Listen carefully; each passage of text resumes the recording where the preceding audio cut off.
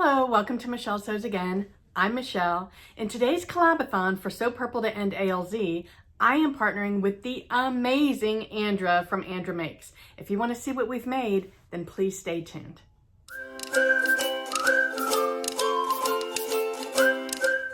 Okay, so I knew when I started this collaboration project that I had to ask Andra to participate. She's one of my very favorites. She's probably one of your favorites too.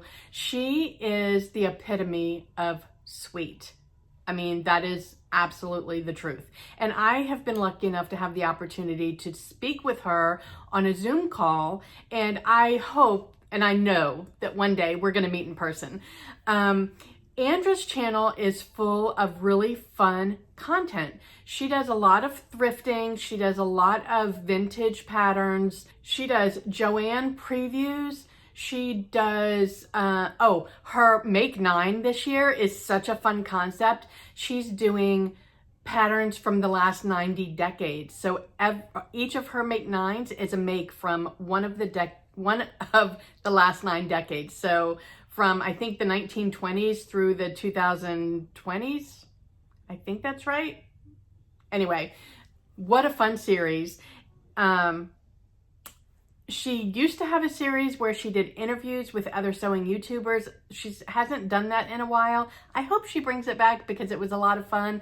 I was actually the lucky participant in one of her interviews, and we just had a blast. And that's the time that I had the chance to talk to her face-to-face in a Zoom call, and I just enjoyed talking to her so much. Anyway, so what Andra did, because I gave all of my collaborators the opportunity to choose what our project was going to be. So what Andra did was she went to my Pinterest board on my sewing inspiration board, and she went through everything that I had pinned that were things that I was thinking I would use as inspiration for a garment, and she picked this picture of a textured sleeve top. So what we decided to do, because Andra does mostly big four and I do mostly indie patterns, we said we're going to each interpret it our own way but have the textured sleeve. So I'm going to jump right into what I decided to do. So I definitely wanted something with a statement sleeve. And so what I ended up choosing, I was toying between either the Peppermint Paddington top or the Fiber Mood Norma blouse. I've made the Peppermint Paddington top before. I've not made the Norma. I want to make the Norma. Because of time constraints, I went with a pattern that I knew was easy and that I liked. So I went with the Peppermint Paddington, but I made several modifications. So I'll talk you through that. So I had this really gorgeous lilac lace top in my wardrobe. I bought it years and years ago. I was much smaller. It no longer fits. Let's just leave it at that. It was from, I don't know if you guys ever shopped on Piperlime. It was an online only retailer that was owned by the same company that owns Old Navy and Gap and Banana Republic and all those guys. And I absolutely loved everything on Piperlime. I shopped with them quite a bit. They were pricier, so I did tend to shop on their sale site a lot, and I had some gorgeous clothes from them, and this lilac top was no exception. Through all of the things that I've purged over the last few years, this is one I just never could get rid of because the lace was so unique. So if I didn't already, I'm going to put a picture of the top here. I always forget to take before pictures. So this is a picture from the internet, but this is the exact top. And I knew that I just needed to refashion it into something that I could wear and love. So I decided to use that top for my sleeves. And then I paired it with this gorgeous, colorful cotton lawn that I got from Spoonflower. And it is designed by probably my favorite fabric designer. Her style is just very me. It's not going to be for everybody. Her designs are super colorful and just quirky, and I just love them. And so she designed this. Her name is Melissa, and her company is Artworks. and I will link her Instagram channel below, and you can find her on Spoonflower.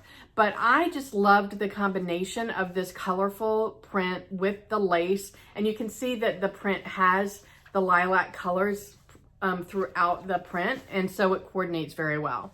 All right, as far as the pattern goes, I took that Peppermint Paddington sleeve pattern piece that's like this wide and was way too big to fit on the front of that top, and I just did a slice through the middle all the way until the top without cutting through the top, so that I could slide it together until it fit on the top. So I didn't do any measurements or anything. I just wanted to get as much of that lace top as possible into my sleeve. And so that's what I did. And first of all, I cut the sleeves out. So I think I'm going to gift those sleeves to somebody because they don't fit me anymore. And they're gorgeous, and they would be absolutely stunning on somebody else's me-made top.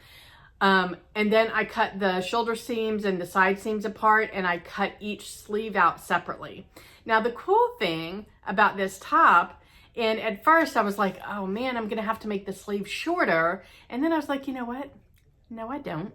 I'm gonna incorporate that as a design element, and I love it. So the back of the top had a zipper closure.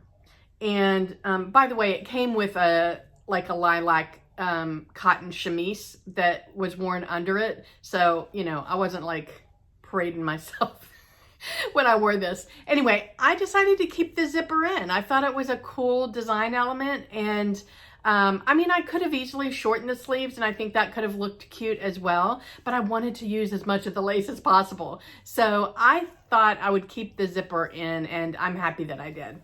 The other element that I kept in is the hem of the top had this scalloped hem.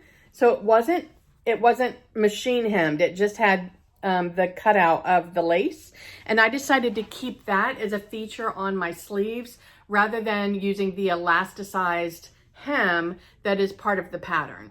So I had thought about maybe putting a casing in and kind of drawing it in with elastic and having that be kind of like, you know, a little frill, but I don't know. I don't think I'm going to do that.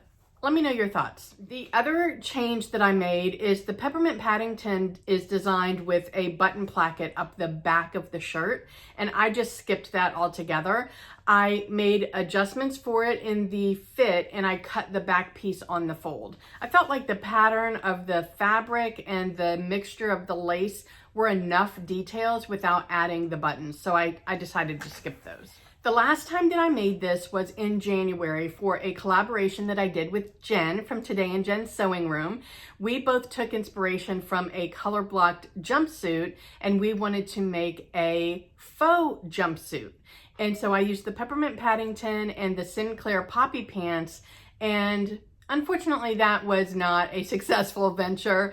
It was just too much color blocking with bright colors. I ended up looking like a clown.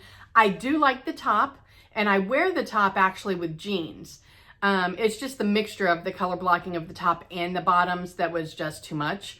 However, I did feel like that top I needed to size down. So I did that this time. I went from a K to a J, and using the measurements in the measurement chart for the pattern, the J should be too small for me.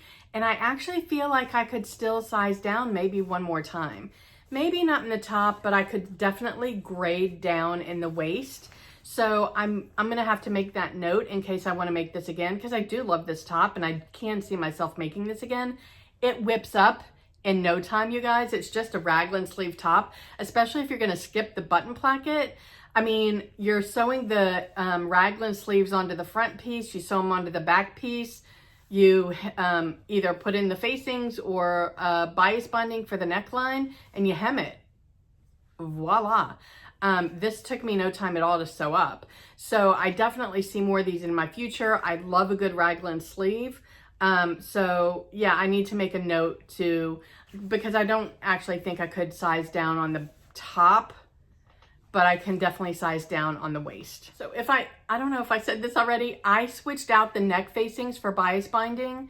This is the same bias binding that I used for my Rhapsody dress that was so perfect for that, and it actually works out perfect for this top as well. And then I just did a baby hem on the bottom. So let me put let me put my twirl in here so you can see how I styled it. So I just styled it with white jeans. They have a frayed hem, so I think that adds like a little bit of fun element to it. I paired it with these really fun metallic pink slides. They're the, I don't know what you call this, the quilted, like braided upper, and they're super fun. I love the color mixed with my top, and they're super comfy and just simple jewelry. So I didn't do anything crazy with my jewelry. I did get my second hole re-pierced this weekend. I've had a second hole since high school, and I haven't worn earrings for a very long time in the second hole. And I tried several months ago. I did get the earrings through, and I infected my ear. So I took that out. It's grown back up. And so I went and had it professionally done this weekend so that I can start wearing an earring in my second hole. Anyway, what do you think? How do you think it came out? I know this doesn't look like the inspiration picture, but that's the whole thing for me. Sometimes I want to remake a garment that I'm inspired by. Other times the garment just inspires me to make something that doesn't necessarily look like it, but it's got my creative juices flowing. And that's what this top did. So clearly I didn't recreate that top, but I did get inspiration in using the textured sleeves. I love the colored lace mixed with this really fun, vibrant print. I just love that combination. I think it looks really good. If you've been following along, but you missed yesterday's video collaboration was with Emma from So Do It Emma, and we did the steel pinafore from LB Textiles. As I'm filming this, I haven't seen hers yet, so I'm really excited to see hers this afternoon. Tomorrow, you get a bonus. You get 2 videos, and that's because I missed a couple of days last week.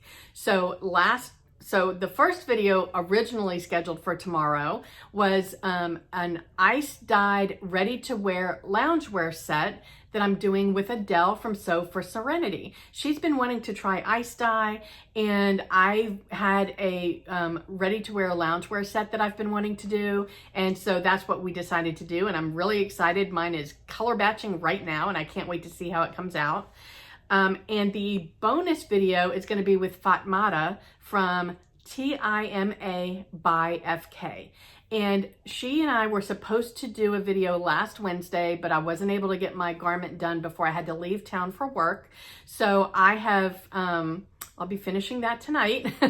And so we're going to be making a layering piece for fall. And I hope that you'll tune in to both of those videos and give Adele and Almada some love. As usual, I'm linking all of the Alzheimer's links in the description box below. I'm going to have a link to the donation page that's in memory of my father. I'm going to have a link to the intro video for the So Purple to End ALZ challenge. If you don't know what it's all about, go and check that video out. I talk about my dad's story. I tell you about the challenge, how you can enter. I tell you about the prizes if you're interested in that. Tell you about my collaborations. And as usual, I'm going to have all my collaborators in the description box below, what project we're working on and what date we've agreed to upload. And I do hope that you'll go give all of them some love because they're all fantastic. Wherever you are, I hope the weather's amazing. I hope you're able to get some sewing in, and I will talk to you tomorrow. Bye.